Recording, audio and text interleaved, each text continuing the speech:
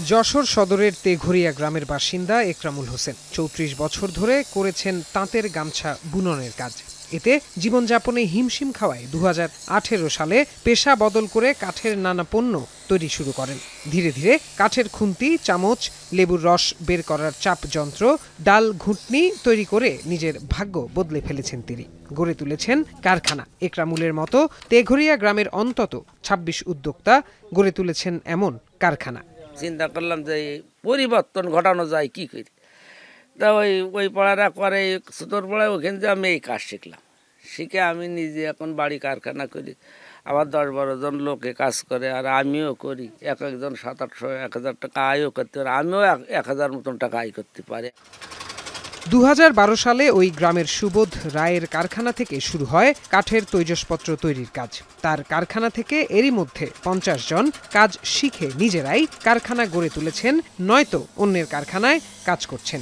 এতে মালিকদের পাশাপাশি ভাগ্য বদলেছে শ্রমিকদেরও। প্রথম চামচ খুঁজি তৈরি করলাম, পরে স্লোভাবে চলতো, তারপর দেখা গেল এটা বাজারে খুব চাহিদা বাড়িয়ে গেল। তখন আমরা আস্তে আস্তে এটা আরও বড় করার চিন্তা ভাবনা নিয়ে শুরু করলাম। কোনো কাজের ঠিক নেই, যখন যে কাজ তখন সেই কাজ করতাম। তারপর থেকে এই খুন্তি নাকড়ির কারখানা হলে এই কাজ শিখে এখন বর্তমানে এই কাজই করতেছি। আমি সর্বপ্রথম থেকে এই কাজ শিখেছি আর এই কাজই করতেছি। আল্লাহ দিলে অনেকটাই ভালো আছি। এখানে আমি কাজ করে কিছুটা স্বাবলম্বী হয়েছি, মানে আমার সংসারটা আমি খুব ভালোভাবে চালাতে পারতেছি। বৈদ্যুতিক লোডশেডিং ও প্রয়োজনীয় মূলধনের অভাবে পণ্যের ব্যাপক চাহিদা সত্ত্বেও উৎপাদন ব্যাহত হচ্ছে বলে জানালেন উদ্যোক্তারা। এ সমস্যার সমাধান হলেই বিদেশেও পণ্য রপ্তানি করতে পারবেন বলে মনে করছেন তারা। এখানে শুরু করার পরে আমাদের চাহিদাটা অনেক বাড়ে, হঠাৎ করে অনেক চাহিদা বেড়ে যায়। চাহিদা বাড়ার কারণে আমরা তখন ২ জন থেকে ৪ জন, ৮ জন, ১০ জন প্রয়োজন অনুযায়ী আমরা লোক বাড়ানো শুরু করি। যে ব্যবসাটা মানে নিত্য আয়, দেখা যাচ্ছে একটা শ্রমিক যদি ১,০০০ টাকা আয় করে, তা আমার হয়তো ২০০-৩০০ থাকে, তাহলে আমি ১০টা লোক খাটাতে পারলি দেখা যাচ্ছে প্রতিদিন কিছু আমার মুনাফা থাকে। বিসিক জানায় এই উদ্যোক্তাদের সহজ শর্তে ঋণ দেওয়ার সুযোগ রয়েছে। শিল্পোন্নয়নে সব ধরনের সহায়তা দেওয়া হবে।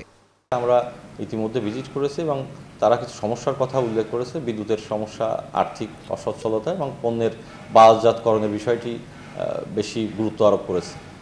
সে বিষয়ে আমরা মূলত আশ্বাস দিয়েছি, আমরা বিদ্যুৎ বিভাগকে আমাদের দপ্তর থেকে একটি পত্র প্রদান করব যাতে নিরবচ্ছিন্ন বিদ্যুৎ তারা পেতে পারে। আর তাদের পণ্যের মার্কেটিংয়ের জন্য ইতিমধ্যে আমরা মেলা করে থাকি, জানেন আপনারা, বিসিক জেলা পর্যায়ে মেলা করে, মেলার মাধ্যমে তাদের পণ্যের প্রচারটা আমরা করে দিতে পারবো। তেঘরিয়ার ২৬টি কারখানায় কাজ করছেন অন্তত ৫০০ নারী পুরুষ। বছরে এখান থেকে প্রায় ৫ কোটি টাকার পণ্য যায় সারা দেশে। এখন যশোর।